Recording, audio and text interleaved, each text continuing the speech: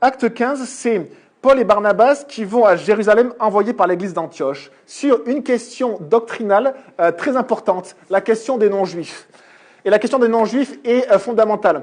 Et on va voir que en parallèle de cette question-là, il y a également le ministère de Paul. Pourquoi ? Parce que Paul s'appelle l'apôtre des non-juifs.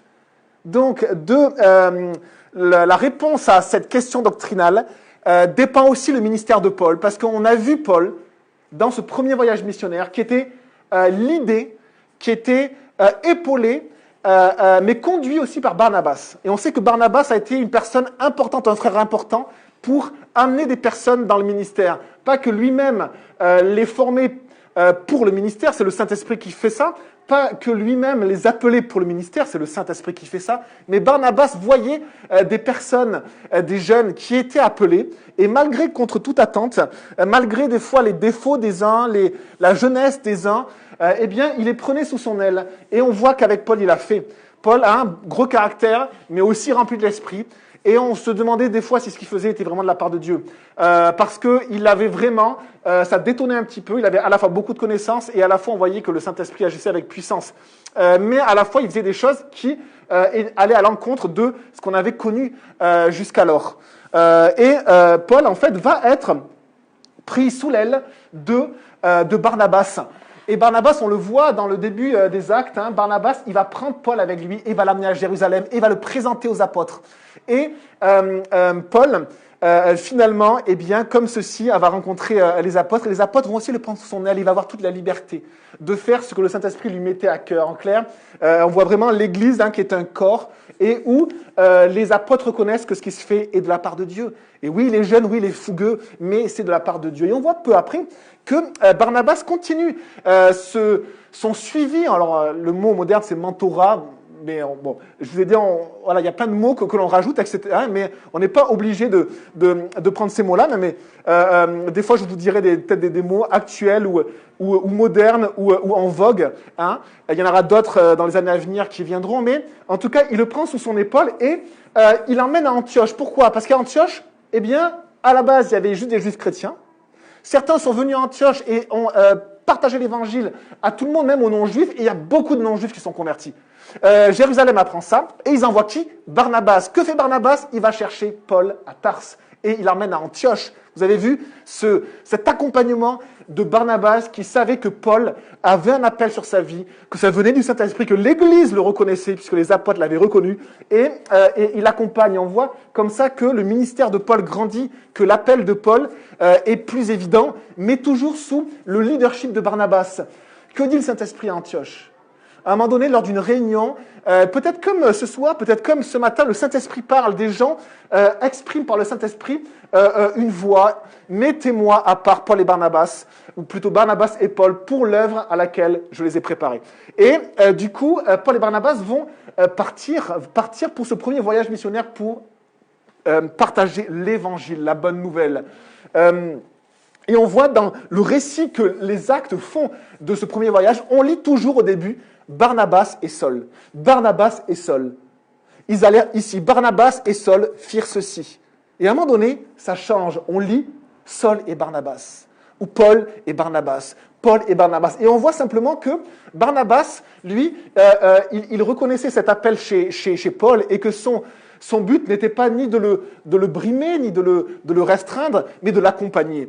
Et quand on veut servir le Seigneur, on a besoin de l'Église locale et on a besoin de soumission.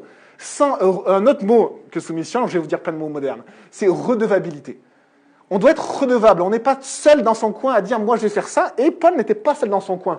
On va le voir parce qu'il reconnaissait l'autorité de l'Église. Il reconnaissait vraiment la valeur de l'Église locale qui est un corps, le corps de Jésus. Et il y a cette redevabilité chez Barnabas. On le voit par exemple, dans un exemple un peu spécial, où les habitants de Lystre prennent Barnabas pour Zeus, en clair le leader, le Dieu leader, et demi-dieu leader, ou Dieu leader, et Hermès, c'était Saul, c'était celui qui prenait la parole. Donc, on voit simplement, par cet exemple un peu grotesque, que les Barnabas étaient les leaders, et que Paul, il avait plein d'initiatives. Et au cours de ce voyage, on voit que Paul, finalement, le Seigneur montre par son esprit que le Seigneur l'utilise. Qu'il l'utilise pour annoncer l'évangile, pour faire des miracles, pour que des foules se convertissent. Et c'est le premier voyage missionnaire. L'appel de Paul se concrétise de plus en plus par le Saint-Esprit. Ils reviennent à Antioche. Et là, il y a un passage parallèle que l'on peut lire, et après on lira le texte de Acte 15, qui est dans Galates au chapitre 2. Dans Galates au chapitre 2, après 1 et 2 Corinthiens, vous allez avoir Galates. Et Galates au chapitre 2, page 763, on lit que Paul va décrire ce voyage à Jérusalem, mais sous un point de vue personnel. C'est-à-dire comment lui, il a vécu de manière personnelle. Dans les Actes, on voit que cet événement est raconté d'un point de vue collectif, en Église. Paul, lui, va le raconter d'un point de vue personnel, ce qu'il a vécu. Et il dit ceci dans Galates 2, « 14 ans plus tard, je suis monté de nouveau à Jérusalem avec Barnabas. » C'est exactement Acte 15. Sur cette question des non-juifs. J'avais aussi pris Tite avec moi. On voit juste qu'il y a d'autres informations qu'on n'a pas dans Actes, que l'on a dans Galates, tout simplement. J'y suis monté à la suite d'une révélation, et je leur ai présenté l'évangile que je prêche parmi les non-juifs. Je leur ai présenté, c'est aux apôtres. Je l'ai exposé en privé à ceux qui sont les plus considérés, afin de ne pas courir ou avoir couru pour rien. Et on voit ici que Paul a eu une révélation, soit personnellement, soit d'une personne de l'église d'Antioche. On garde juste ça en tête, puisqu'après on reprendra le texte de Acte 15. Or, Tite, qui était avec moi, et qui est grec, c'est-à-dire qui n'est pas juif, eh bien, n'a même pas été contraint de se faire circoncire. C'est exactement le problème. Ces enseignants qui sont venus à Antioche et qui ont dit « il faut circoncire tous les non-juifs, il faut qu'ils appliquent la loi de Moïse ». Et là, lui, il vient avec Tite, un non-juif, et il n'a pas été contraint par les apôtres de se faire circoncire. Verset 4, « Malgré les prétendus frères qui s'étaient furtivement glissés parmi nous pour épier la liberté que nous avons en Jésus-Christ avec l'intention de nous asservir. » Et il raconte ce qu'ils ont vécu à Antioche. Des personnes qui sont venues, qu'on n'a pas missionnées, qui ont enseigné. Et donc, dans ce contexte-là, on reprendra des fois le Galates 2 pour avoir plus d'informations. Et bien, dans ce contexte-là, on est vraiment dans Acte 15 et on lit, on en est au verset 4. « Arrivés à Jérusalem, ils furent accueillis par l'Église, Acte 15, verset 4, par l'Église, les apôtres et les anciens, et ils rapportèrent tout ce que Dieu avait fait avec eux. Alors, quelques croyants issus du parti des pharisiens se levèrent en disant qu'il fallait circoncire les non-juifs et leur ordonner de respecter la loi de Moïse. Les apôtres et les anciens se réunirent pour examiner cette question. Et donc là, on a une phase en privé. Il y eut une longue discussion. Pierre se leva alors et leur dit « Mes frères », et là on pense que c'est devant toute l'Église, que c'est en public, « Vous savez que dès les premiers jours, Dieu a fait un choix parmi nous. Il a décidé que les non-juifs entendraient par ma bouche la parole de l'Évangile et croiraient. Et Dieu, qui connaît les cœurs, leur a rendu témoignage en leur donnant le Saint-Esprit comme à nous. Il n'a fait aucune différence entre eux et nous, puisqu'il a purifié leur cœur par la foi. Maintenant donc, pourquoi provoquer Dieu en imposant aux disciples des exigences que ni nos ancêtres, ni nous n'avons été capables de remplir? Nous croyons au contraire que c'est par la grâce du Seigneur Jésus que nous sommes sauvés tout comme eux. » Toute l'assemblée garda le silence et l'on écouta Barnabas et Paul raconter tous les signes miraculeux et les prodiges que Dieu avait accomplis par leur intermédiaire au milieu des non-juifs. Après interviendra un autre apôtre qui s'appelle Jacques, un ancien de Jérusalem. Et ensuite, cette réunion qui a eu une partie privée, une partie collective, on pourrait dire une partie privée entre les responsables et une partie publique avec toute l'Église, eh bien, prendra fin. Nous, on s'arrête là pour aujourd'hui et puis on prie. Seigneur Jésus, on veut te remercier pour ta parole et on te demande que ton esprit agisse ce matin. On s'en remet à toi, on s'en remet à ta présence, on s'en remet à ta grâce. On veut demeurer dans ta grâce, on veut s'attacher à ta grâce et on te demande que ton esprit nous remplisse ce matin, nous édifie, nous exhorte, nous dirige et Seigneur, c'est toi qui le maître. Sois le maître, Seigneur, sois le maître, Jésus. Merci Seigneur. Amen. Nous avons donc verset 3, hein, donc on a vraiment repris le contexte. Eh bien, cette question doctrinale qui était issue d'enseignants qui n'avaient pas été missionnés, qui avaient été à Antioche, qui avaient dit « il faut appliquer la loi de Moïse, sinon vous ne pouvez pas être sauvés ». C'était extrêmement violent en termes d'enseignement et les vérités sous-jacentes ébranlaient même les fondements du christianisme, c'est-à-dire le christianisme, c'est ce que Jésus-Christ a enseigné. Et on a du coup cette question extrêmement importante. Ils arrivent donc à Jérusalem et ils furent accueillis. Et on regarde par qui furent-ils accueillis. c'est joli parce que au verset 3, on lit « Envoyé donc par l'Église ». Je vous avais dit que Paul reconnaissait vraiment l'Église locale et il vivait dans l'Église locale, pas en parallèle de l'Église locale, pas au-dessus de l'Église locale, mais dans l'Église locale. Est-ce que vous faites la différence ? Ce n'est pas parce qu'on va à l'Église qu'on vit dans l'Église. Je ne sais pas si vous faites cette différence-là. Ce n'est pas parce qu'on dit cette Église est chouette qu'on vit l'Église. Vivre l'Église, c'est faire partie du corps. C'est spirituel. C'est reconnaître une Église, c'est reconnaître ce que Dieu fait et reconnaître que nous sommes chacun une partie de ce que Jésus est en train de faire par son esprit. Hein? On voit ici qu'ils sont envoyés par l'Église au verset 3 et on voit au verset 4 qu'ils furent accueillis par l'Église. Vous avez vu ? Envoyés par l'Église, accueillis par l'Église. L'Église d'Antioche envoie Paul et Barnabas avec quelques frères, avec quelques autres personnes, et c'est l'Église de Jérusalem qui les accueille. Et on voit, c'est bon, on avait dit, qu'est-ce qui est important pour Dieu ? C'est l'Église, ce n'est pas les responsables, c'est l'Église, c'est chaque brebis du Seigneur qui est importante. C'est la personne qui passe la porte pour la première fois, c'est la personne qui vit des problèmes de maladie, des problèmes de péché, qui a besoin de guérison. C'est cette personne-là, c'est chaque personne, chaque brebis, et en particulier la brebis blessée. C'est celle qui a le plus d'importance pour Jésus. C'est ce que la parole de Dieu nous dit. Et on a ici, qui sont accueillis par l'Église, les apôtres et les anciens. L'Église est indissociable des apôtres et des anciens, mais c'est l'Église qui est mise en premier. Et on essaie vraiment de voir comment l'Église fonctionnait à l'époque et d'être nourrie également par ça. Et ils rapportèrent tout ce que Dieu avait fait avec eux. Et donc on a cette première partie où l'Église les accueille. L'Église c'est un corps, ils sont heureux de voir Paul et Barnabas, ils sont heureux de voir les frères qui viennent d'Antioche. Ils les accueillent dans leur maison, il y a peut-être une réunion, plusieurs réunions peut-être. Et Paul commence à leur faire part de ce qu'ils ont vécu, de ce que Dieu a fait dans leur vie. Et on lit au verset 5, « Alors quelques croyants issus du parti des pharisiens se levèrent en disant qu'il fallait circoncire les non-juifs et leur ordonner de respecter la loi de Moïse. » Et on a les mêmes mots, « quelques ». Dans le verset 1, quelques hommes venus de Judée. Et ici, quelques hommes. Donc, c'est quelques personnes qui formaient un petit groupe dans l'Église, où, dans un grand groupe, il y avait quelques hommes, dans le groupe des pharisiens qui croyaient en Jésus. Est-ce qu'on a le droit d'être pharisien et de croire en Jésus ? Oui. Est-ce qu'on a le droit d'être musulman et de se tourner vers Jésus ? Oui. Est-ce qu'on a le droit d'être homosexuel et de se tourner vers Jésus ? Oui. Est-ce qu'on a le droit, et vous prenez tous les mots que vous connaissez pour décrire les personnes ? Oui. Et donc, le fait qu'ils soient pharisiens ou qu'ils aient été pharisiens, ça n'importe peu à Jésus. Et quand même Paul décrit les personnes les plus estimées de Jérusalem, les responsables, il dit cette phrase-là qui est assez étonnante. Il dit ceci... Quant à ceux qui sont les plus considérés, ce qu'ils étaient autrefois m'importe peu. Je crois que Jésus fait la même chose. Ce qu'on est avant importe peu au Seigneur. Et c'est ce qui est beau avec Jésus, c'est que Jésus ne nous regarde pas avec notre passé. C'est incroyable.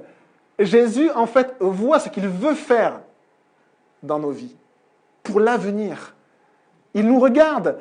Sinon, il ne viendrait jamais nous voir, parce qu'on est puant de péché. On est puant d'orgueil, on est puant de nos idées humaines. On est puant de nous, de moi, de ce que dit le monde, de ce qu'il dit toujours. Et Jésus vient parce qu'il sait qu'il a la puissance de nous guérir et il voit ce qu'il veut faire dans nos vies. Ça prend du temps, ça prend une vie, juste une vie. Ça prend du temps, mais le Seigneur veut faire ceci. Ceux qui étaient m'importe peu. Que tu sois pharisien, que tu sois le frère de Jésus, Jacques était le frère de sang de Jésus. Celui qui parle, ce n'est pas un des 12 disciples. Jacques, c'est le frère de Jésus qui était un des anciens les plus considérés. Ce qu'ils étaient avant m'importe peu, dit Paul. Ce qu'on était avant importe peu à Jésus. Ce qui importe à Jésus, c'est ce qu'il veut faire dans nos vies pour le glorifier. Et alors, il y a des pharisiens, il n'y a aucun souci à ce qu'ils soient pharisiens, mais on voit que dans ce groupe de pharisiens croyants, il y a quelques personnes qui se lèvent et qui portent ce message dont ils se sentent garants. Des fois, dans l'Église, on prend des drapeaux, que le Seigneur ne nous demande pas de prendre, mais on prend un drapeau et on venait garant de quelque chose. Et il faut que ça se passe comme ça, il faut que... et le Seigneur va simplement nous amener à enlever notre drapeau, il dit, voilà, calme-toi, tout va bien, c'est mon Église, et laisse-moi faire, que le Saint-Esprit agisse. Et là, voilà, ils prennent ce drapeau-là, Ils sont pharisiens, donc on sait que les pharisiens, ils étaient extrêmement attachés à la loi de Moïse. Ils appliquaient la loi de Moïse vraiment à chaque iota. Ils avaient une multitude de lois qui s'étaient rajoutées à la loi de Moïse pour appliquer correctement la loi. Et finalement, on voit que ça déteint sur la manière de vivre leur vie chrétienne. Et oui, notre passé déteint sur notre vie chrétienne. Je pense qu'on est tous d'accord avec ça. Notre passé déteint sur notre vie chrétienne. Vous avez un passé légaliste, un passé religieux, vous avez un passé complètement immoral, vous avez un passé intellectuel, académique, vous avez un passé ouvrier, vous avez un passé... Mais votre passé, il va avoir une influence sur votre vie chrétienne. Mais le Seigneur est à l'œuvre.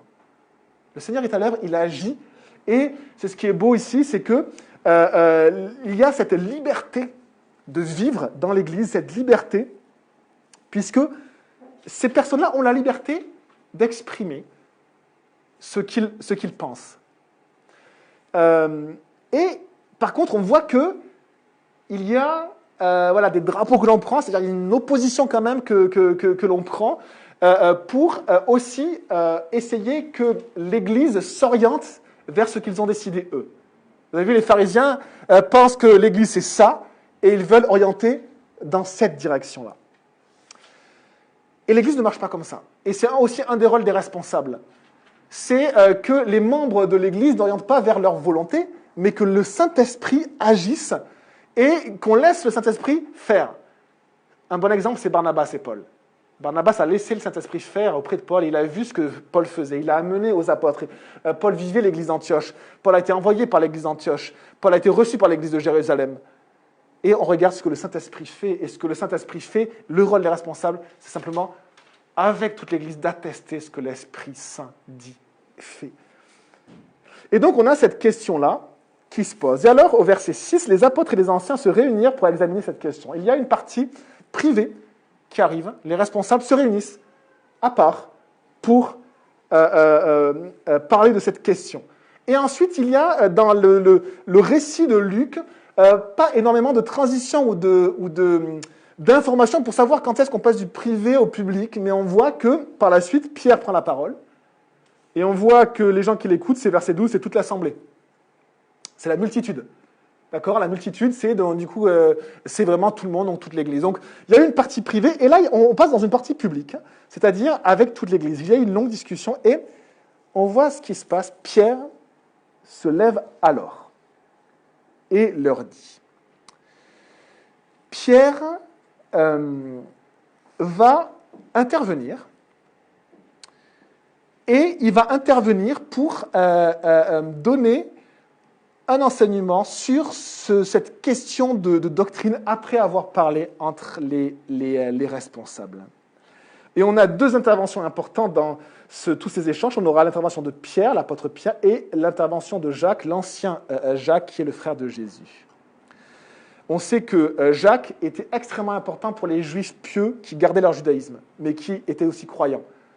On sait dans l'histoire que lorsque le roi ou l'Empire romain, je ne sais plus si c'était un gouverneur romain parce que ça s'est succédé, ou un roi juif, quand il a décidé de tuer Jacques, bien des années après, eh bien, ça a créé une rupture dans le peuple juif. Parce que même les Juifs qui ne croyaient pas en Jésus considéraient Jacques comme une personne pieuse, sage, qui était digne d'honneur. Et quand la décision du gouvernement en place a été de tuer Jacques, eh bien, il y a vraiment eu une rupture entre l'Église et les Juifs, et au sein même des Juifs qui n'étaient pas croyants. Et donc, ce Jacques-là a eu vraiment un poids extrêmement important au sujet de toute la communauté juive en général, et la communauté juive dans l'Église qui croyait en Jésus. Alors Pierre, il va parler, et voici ce qu'il dit à l'Église. Il dit ceci. Il se lève, comme c'était la coutume, et il parle, il dit « Mes frères, sur la question doctrinale des non-juifs, est-ce qu'il faut les circoncire, est-ce qu'il faut qu'ils obéissent à toute la loi de Moïse. Vous savez que dès les premiers jours, Dieu a fait un choix parmi nous. Dès les premiers jours, on pense que c'était il y a environ 10 ans. On pense qu'Acte 15, c'est à peu près 10 ans après Acte 10, où Pierre va rencontrer Corneille et lui apporter la parole de Dieu. Et il y a encore un petit peu de temps entre acte 10 et acte 2 qui est la Pentecôte. Donc à peu près 10 ans, il pourrait dire il y a 10 ans, hein, dès les premiers jours, Dieu a fait un choix parmi nous. Quel est le choix que Dieu a fait? Eh bien, on lit par la suite, il a décidé que les non-juifs entendraient par ma bouche la parole de l'évangile et croiraient. Et on se réfère aux évangiles. Qu'est-ce que Jésus avait dit à Pierre? Il avait dit quelque chose de très étonnant, un peu détonnant, qui a d'ailleurs créé de nombreuses doctrines dans l'histoire de l'Église. Matthieu 16, verset 18. « Et moi, je te dis que tu es Pierre et que sur ce roc, qui est Jésus, je construirai mon Église et les portes du séjour des morts ne l'emporteront pas sur elle. » Pour l'instant, rien de plus que ce que c'est que l'Église, bâtie sur le roc qui est Jésus. Mais au verset 19, Jésus dit « Je te donnerai, donc à toi Pierre, les clés du royaume des cieux. Ce que tu lieras sur la terre aura été lié au ciel, et ce que tu délieras sur la terre aura été délié au ciel. » Lier et délier, c'est un terme rabbinique qui veut dire autoriser, permettre ou interdire. On venait voir les rabbins sur une question morale, sur une question de vie de tous les jours, et les rabbins étudiaient et ils liaient et déliaient. Ils interdisaient ou ils permettaient. Ils disaient ce que tu fais ne va pas, ce que tu fais est permis. Et donc on voit que Jésus lui-même dit à Pierre, je te donne les clés. À quoi servent des clés? À fermer et à ouvrir. Lier, délier. À fermer ou à ouvrir. Et en fait, ici, on va voir quelque chose. Il semble que Dieu ait prévu d'ouvrir son royaume en envoyant Jésus, son Fils. Il semble que le but de Dieu et ce qui est dans le cœur de Dieu, ce n'est pas de fermer le ciel, de fermer le royaume de Dieu, mais c'est de l'ouvrir au plus grand nombre. À tous ceux qui croient et qui acceptent Jésus. Dieu a envoyé son Fils non pour fermer son royaume, mais pour l'ouvrir à quiconque croit en lui. Et on voit quelque chose d'étonnant. Dans Acte 2, le Saint-Esprit descend. L'Église, on pourrait dire, commence. Et qui parle? Qui se lève? Pierre. Pierre annonce l'Évangile et une grande foule croit. Et c'est le début de l'Église de Jérusalem. Quelques chapitres après, Pierre doit aller chez un non-juif pour lancer l'Évangile. Qui Dieu choisit? Pierre. Qu'est-ce que Pierre fait? Il annonce l'Évangile, le Saint-Esprit descend sur ces non-juifs. Le royaume de Dieu est ouvert aux juifs. Le royaume de Dieu est ouvert aux non-juifs. Et Dieu a fait un choix. Ce choix, c'est que cela se passe par la prédication de son serviteur, Pierre. Et c'est très étonnant parce que Pierre aurait pu dire ceci. Il aurait pu dire, vous savez que j'ai ouvert l'accès au royaume de Dieu parce que le Seigneur m'en a donné l'autorité aux non-juifs. Mais regardez comment Pierre l'annonce. Il dit, en fait, Dieu a fait un choix. Et il ne met pas sa personne en avant, il met le choix de Dieu en avant. C'est-à-dire qu'il met la volonté de Dieu en avant en premier et il met l'œuvre que Dieu avait choisi de faire. Est-ce que vous savez que Dieu a choisi de faire une œuvre sur cette terre? Et il continue de la faire. Et il ne reviendra que quand son œuvre sera accomplie. Il attend. Et il fait cette œuvre. Et le Seigneur dit à ses disciples, regardez la moisson. La moisson est grande. Les champs de blé sont mûrs, sont prêts à être moissonnés. Mais il y a peu d'ouvriers. Priez le Seigneur pour qu'il envoie des ouvriers dans sa moisson. Dieu veut faire une œuvre, mais pour faire son œuvre, il faut que lui-même envoie. Retenez ceci, mes frères et sœurs, c'est tellement important pour saisir, pour ne pas se perdre dans l'Église, dans les ministères, dans nos volontés de servir. Oui, l'œuvre est grande. L'œuvre est immense autour de vous. Regardez autour de vous à Bourges, l'œuvre est immense. Combien de personnes ne connaissent pas Jésus? Combien de personnes sont contre Jésus? Combien de personnes ne savent même pas qui est Jésus? Combien de personnes ne connaissent même pas un verset de la parole de Dieu? L'œuvre est immense. Mais si Dieu n'envoie pas, l'œuvre de Dieu ne peut pas se faire. C'est très étonnant. On aura envie de dire, mais il y a du boulot, allez-y. Il y a du boulot, oui. Dieu veut faire une œuvre, oui. Mais vous avez besoin d'être envoyé pour que l'œuvre de Dieu se fasse. C'est très étonnant. Regardez ce que Paul va dire. Il va dire, comment feront-ils appel à celui en qui ils n'ont pas cru? Les berruyers, là. Hein, les habitants du Berry, les habitants de Bourges, comment croiront-ils en celui dont ils n'ont pas entendu parler? Eh bien, donc, il faut leur dire. Mais ils continuent, comment entendront-ils parler de lui si personne ne l'annonce? Eh bien, annonçons-le. Et comment l'annoncera-t-on si personne n'est envoyé? C'est très étonnant. Dieu a choisi de faire une œuvre, mais son œuvre ne peut se faire que par le Saint-Esprit. Que par l'action de l'Esprit. Et je ne sais pas si vous avez fait toute cette expérience. Moi, je l'ai faite plein de fois, je continue à la faire. Vous voyez une personne qui a des besoins. Et vous voulez répondre à ses besoins avec Jésus. Vous voyez une personne, vous dites, mais elle a besoin d'entendre parler de Jésus. Et vous y allez, mais pas au bon moment. Vous y allez, vous. Et vous sentez que ça ne colle pas, que ça casse, que ça coince. Parce que, même s'il y a un besoin, même si Dieu veut faire une œuvre, eh bien, pour que l'œuvre de Dieu se fasse, il faut que Dieu envoie. En clair, il faut que les choses se fassent par l'Esprit de Dieu. Et c'est la seule manière de porter des fruits. C'est la seule manière de porter des fruits. C'est que les choses se fassent par l'Esprit de Dieu. C'est logique. Et donc, on a ici, et je vais vous citer un exemple d'une personne que vous connaissez très bien et que le monde entier connaît. Billy Graham, appelé le prédicateur des États-Unis, ou le pasteur des États-Unis, ou je ne sais pas. Un truc comme ça. Des millions de personnes l'ont entendu. C'est un homme qui est resté intègre jusqu'à la fin de sa vie, qui a annoncé l'évangile, un des très très rares évangélistes, à qui on n'a pas grand-chose à reprocher après toute une vie de ministère. Je vous assure. À tel point que l'État des États-Unis a presque été obligé, puisque c'est un pays où une grande proportion de personnes sont évangéliques ou de culture évangélique, ils ont été obligés de faire un enterrement national. Et vous savez ce que Billy Graham a dit? Dans une de ses biographies, il a dit « Je ne sais pas pourquoi Dieu m'a choisi pour parler à autant de monde. Je ne sais pas pourquoi. » Ça veut dire que ce n'est pas Billy Graham qui a vu et qui s'est dit « Moi, je vais y aller. » Mais c'est Billy Graham qui a été envoyé par Dieu. Et il dit « Je ne sais pas pourquoi. » Dieu a fait un choix. Et c'est beau, les amis, l'Église. Parce que c'est Dieu qui fait, c'est pas nous. Merci Jésus. Amen. C'est pas moi qui choisis ce que je veux faire, quel ministère je veux. C'est pas moi qui me missionne. C'est pas moi qui est grand, c'est pas moi qui vais changer le monde. Non. La seule personne qui peut changer le monde, les amis, c'est Jésus qui est crucifié, qui a été crucifié, qui est ressuscité. Et la seule manière de faire l'œuvre de Dieu, c'est par le Saint-Esprit. C'est la seule manière. Et alors on est démunis, on pourrait se dire, mais comment ça marche? C'est un apprentissage dans la vie, de vivre par l'Esprit. Vous savez,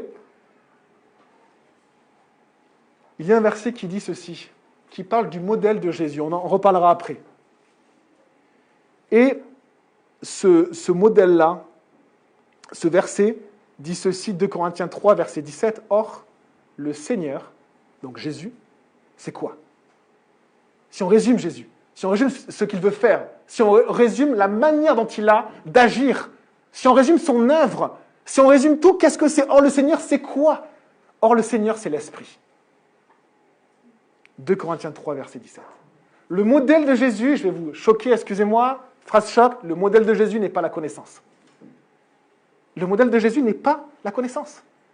Le modèle de Jésus n'est pas académique. Le modèle de Jésus n'est pas la stratégie. Le modèle de Jésus, c'est l'Esprit Saint. C'est la seule manière, le seul modèle que Jésus nous donne, par l'Esprit. Nous avons besoin, les amis, de ne pas être revêches, de ne pas être avec le cou roide contre l'action de l'Esprit, pour simplement laisser l'Esprit agir dans l'Église et en nous. C'est comme ça que l'Église grandit, les amis. Il n'y a pas d'autre possibilité. C'est la seule manière que Dieu fait grandir son Église. Une Église qui grandit, ce n'est pas une Église qui grandit en nombre. Hein.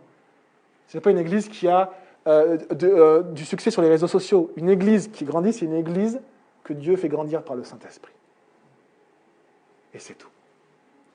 Et Pierre, annonce ceci. Vous imaginez le rôle de Pierre. Pierre, qui était extrêmement têtu et qui avait un tempérament toujours de leader, de premier. Lui, il voulait toujours être le premier. J'ai un fils qui veut toujours être premier. Je ne vous dis pas qui c'est, mais il veut toujours être premier. C'est très pénible. On l'aime, il est très pénible. Et Pierre, il voulait toujours être premier. Il avait ce caractère de leader pénible, toujours premier. Dieu a fait un choix. Il lui a dit, c'est toi qui vas annoncer pour la première fois mon évangile sur la terre. aux Juifs qui seront réunis de toutes les nations à Jérusalem. C'est toi aussi, Pierre, qui va annoncer mon évangile aux non-juifs pour la première fois. C'est hallucinant. Et Pierre dit simplement, Dieu a fait ce choix-là, je n'y peux rien. Dieu a fait ce choix-là. Et par contre, il rappelle une chose que tout le monde connaît.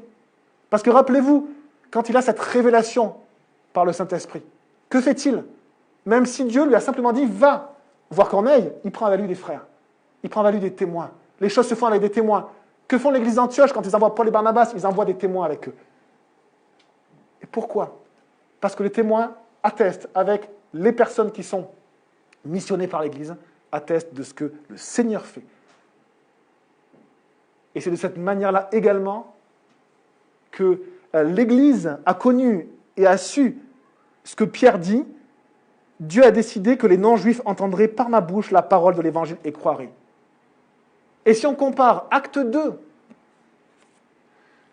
où il y a une effusion de l'Esprit, où les gens parlent en langue, et Acte 10, où il y a une effusion de l'Esprit, et où les gens parlent en langue, il se passe la même chose. Regardez ce que Pierre dit, il dit, et Dieu qui connaît les cœurs leur a rendu témoignage en leur donnant le Saint-Esprit comme à nous. Et toute l'Église est obligée de dire, oui, c'est vrai, c'est vrai. Verset 9, il n'a fait aucune différence entre eux et nous, puisqu'il a purifié leur cœur par la foi. Il n'a fait aucune différence. Cette phrase-là, on ne la comprend pas, parce qu'on n'est pas juif. Les Juifs ont une identité qui est millénaire. Il y a des peuples comme ça qui ont une identité millénaire. Je pense par exemple au peuple d'Iran qui a une identité millénaire. Ou d'autres peuples qui ont une identité, un socle millénaire, où ils ont une histoire qui a forgé leur identité.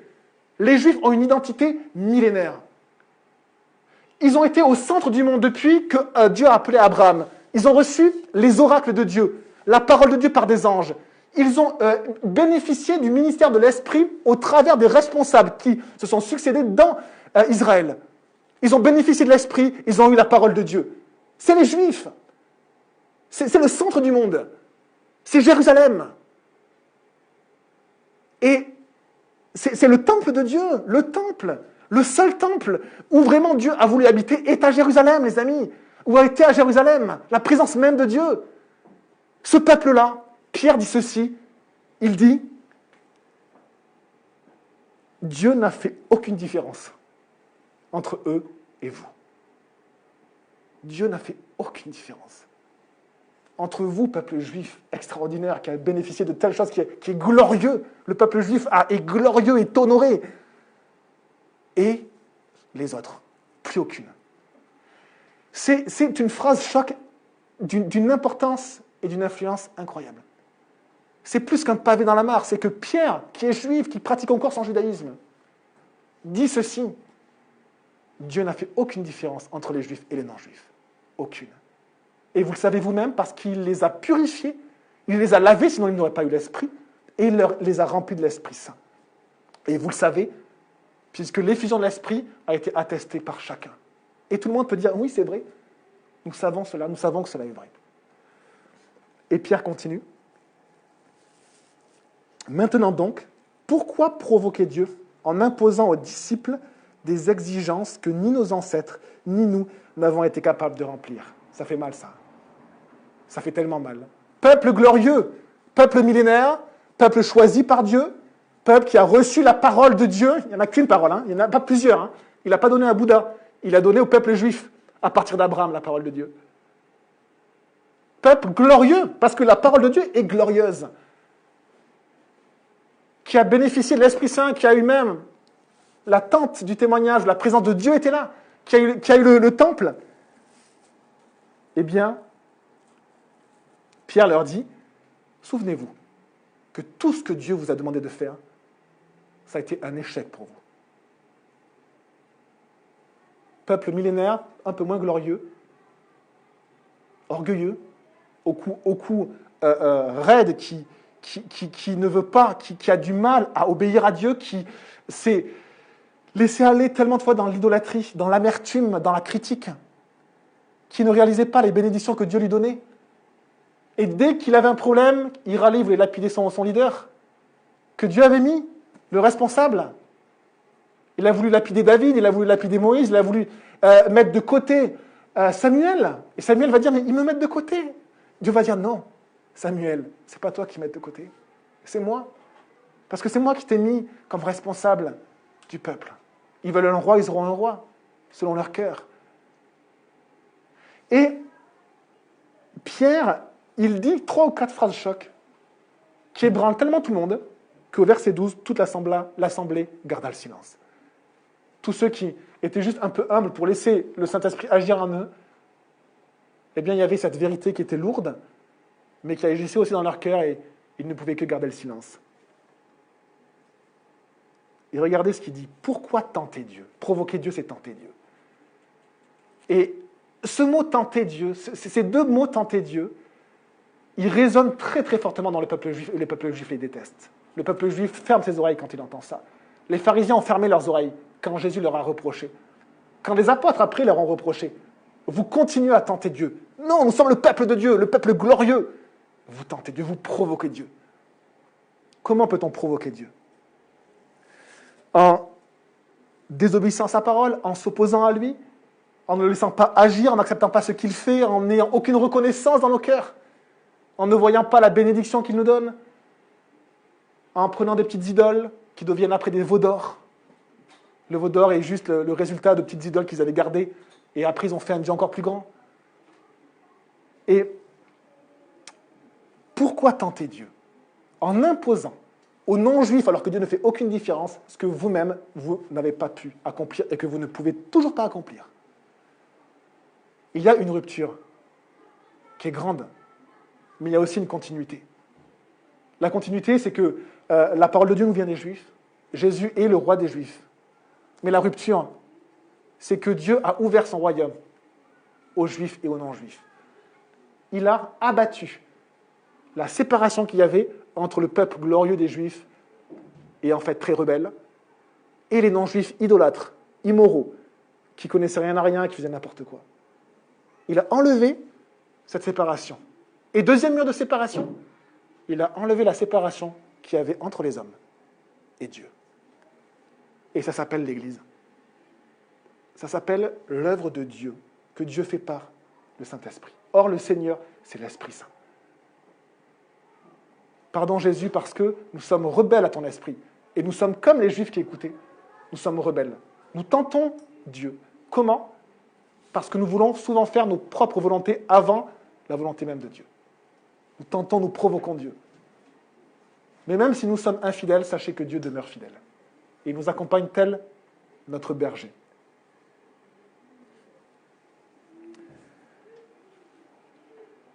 Et regardez au verset 11, et nous finissons avec ça, la dernière phrase choc, nous croyons, au contraire, que c'est par la grâce du Seigneur Jésus que nous sommes sauvés, tout comme eux. Si tu réalises que même ton judaïsme ne peut pas te sauver, eh bien tu réalises que c'est que par la grâce de Dieu, la volonté de Dieu, l'action de Dieu, que tu peux être sauvé. Et donc tu viens à Dieu, comment? En implorant. Tu viens à Dieu en lui disant, je ne mérite rien. Que je sois juif ou pas, je ne mérite pas pardon. Je n'ai aucun droit de présence dans ton ciel auprès de toi. Et pardonne mes péchés. S'il te plaît, je ne mérite rien. Et ce n'est uniquement par la grâce du Seigneur Jésus que nous pouvons être sauvés. Et regardez ce qu'il dit, nous croyons. Les apôtres, les responsables et les anciens de Jérusalem s'étaient rassemblés. Et regardez ce qui ressort de ceci, cette pure vérité, ce pilier de l'œuvre de Christ. Nous croyons quoi? Nous, les responsables, nous croyons que c'est juste par la grâce du Seigneur Jésus que nous sommes sauvés. Alors à tous les Juifs, si vous voulez pratiquer votre judaïsme, vous avez la liberté de le pratiquer. Dieu ne l'interdit pas. Et c'est une belle chose de le pratiquer si vous êtes juif. Mais vous ne pouvez être sauvés que par la grâce de Jésus. À tous les non-juifs, nous n'avons pas à leur mettre un poids supplémentaire et à leur demander de pratiquer le judaïsme. Et j'espère que ça libère beaucoup de chrétiens qui veulent absolument devenir juifs actuellement, ou qui veulent absolument pratiquer les fêtes juives, qui veulent... Dieu ne vous le demande pas. Faites-le si vous voulez. Faites-vous circoncire si vous voulez. Ça sera un poids que vous allez mettre sur vos épaules. Et peut-être vous allez plus tenter le Seigneur que faire l'œuvre de Dieu. Parce que le Seigneur ne demande pas aux non-juifs de judaïser ou d'être juifs. Les juifs ont la liberté de le faire. Mais n'imposez pas cela aux non-juifs. C'est par la grâce et non par l'observation de la loi que nous sommes sauvés. Dans le flot de questionnement de cette question doctrinale sur la place des Juifs, sur la loi juive, Pierre prononce juste ces simples paroles et qui vont être portées et répétées par les apôtres. C'est par la grâce seule que nous sommes sauvés. C'est par la grâce qui vient juste de Jésus, de ce qu'il a fait pour vous.